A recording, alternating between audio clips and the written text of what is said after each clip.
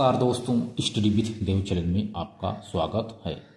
दोस्तों, पिछली वीडियो हमने पार्श्वीकरण को देखा था, छोटा सा मेथड था, उसको बारे में हमने देखा।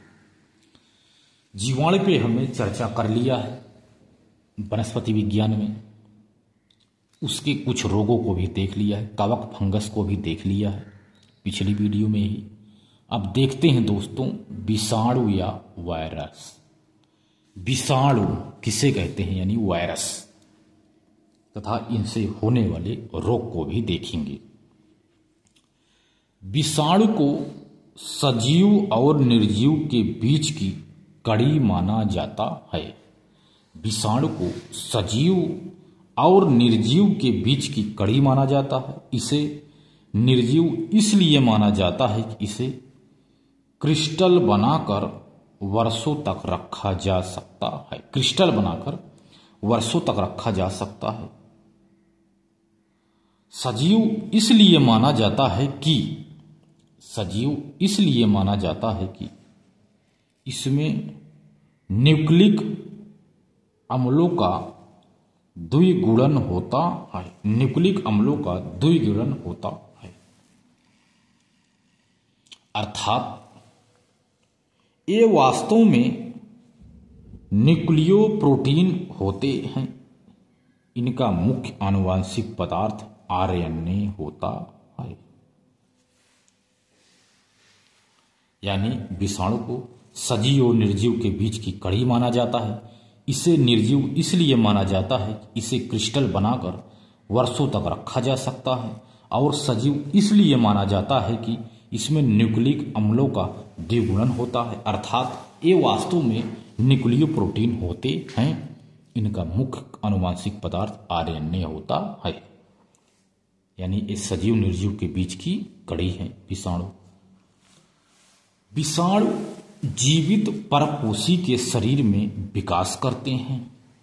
विषाणुओं की खोज इवानोव्स्की ने तंबाकू में मोज़ेक रोग की खोज करते समय की थी। जब तंबाकू में मोज़ेक रोग की खोज हो रही थी, इसी समय विषाणुओं की खोज इवानोव्स्की ने किया था। ये हो गया दोस्तों विषाणु यानी वायरस। अब देखते हैं विषाणु से होने वाले रोग। विषाणुओं से होने वाले रोग विभिन्न हैं। जैसे पहला है पोलियो। पोलियो इस रोग में केंद्रीय तंत्रिका तंत्र प्रभावित होता है। पोलियो से केंद्रीय तंत्रिका तंत्र प्रभावित होता है। पोलियो वायरस की खोज, जो पोलियो वायरस है, इसकी खोज पापर ने की थी। साल्क ने पोलियो का टीका विकसित किया। सैबिन ने मुंह से लेने वाला टीका विकसित किया, जिसे पोलियो ड्रॉप कहा जाता है। यह है दोस्तों पोलियो। इस रोग में केंद्रीय तंत्रिका तंत्र प्रभावित होती है। पोलियो वायरस की खोज पापर ने की थी। पोलियो वायरस की खोज पापर ने की। साल्क महोदय ने पोलियो का टीका विकसित किया, लेकिन सैबिन ने मुंह से लेने वाला टीका विकसित किया है। सैबिन ने मुंह से टीका लेने वाला, जिसे पोलियो ड्रॉप कहते हैं। पोलियो के बाद देखते हैं दोस्तों चेचक। चेचक 3 प्रकार का होता है।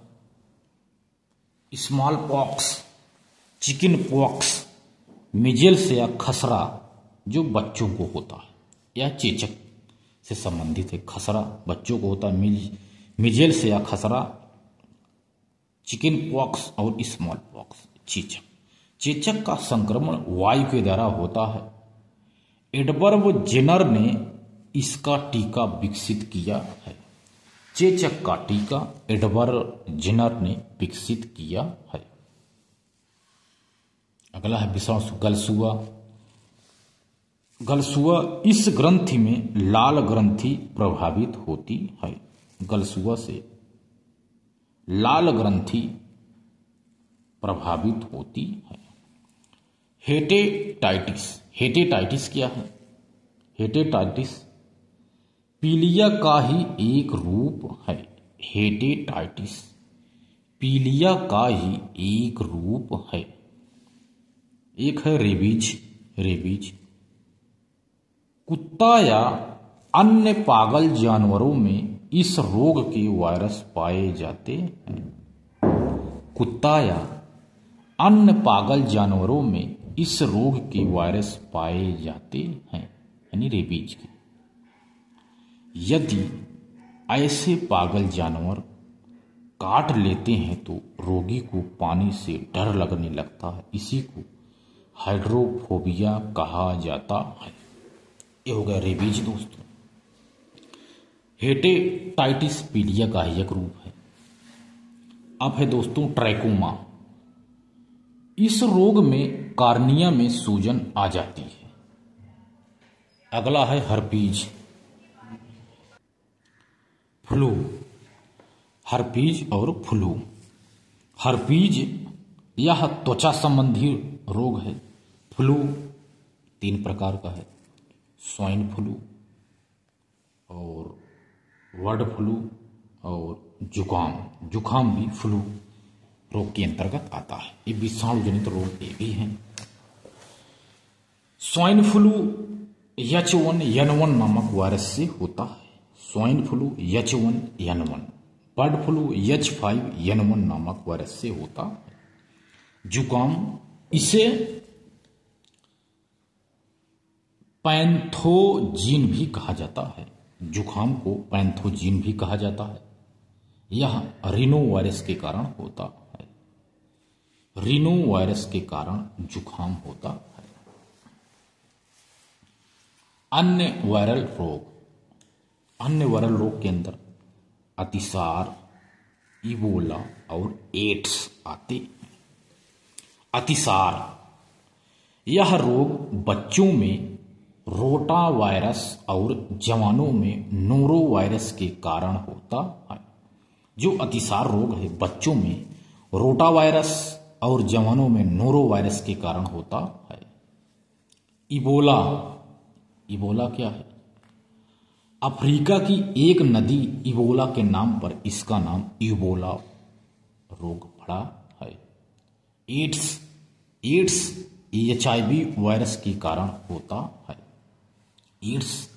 एड्स का फुल फॉर्म है acquired immuno deficiency syndrome. Acquired immuno deficiency syndrome AIDS का रोग है। HIV यह रोग HIV नामक वायरस के कारण होता है। यह वायरस प्रोटीन और RNA का बना होता है।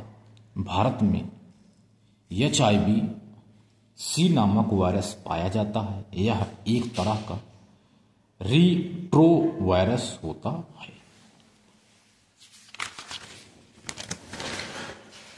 रिट्रो वायरस होता है। यह वायरस असुरक्षित यौन संबंध, संक्रमित इंजेक्शन और संक्रमित रक्त चाटने से हमारे शरीर में संक्रमित रक्त चढ़ाने से हमारे शरीर में प्रवेश करता है।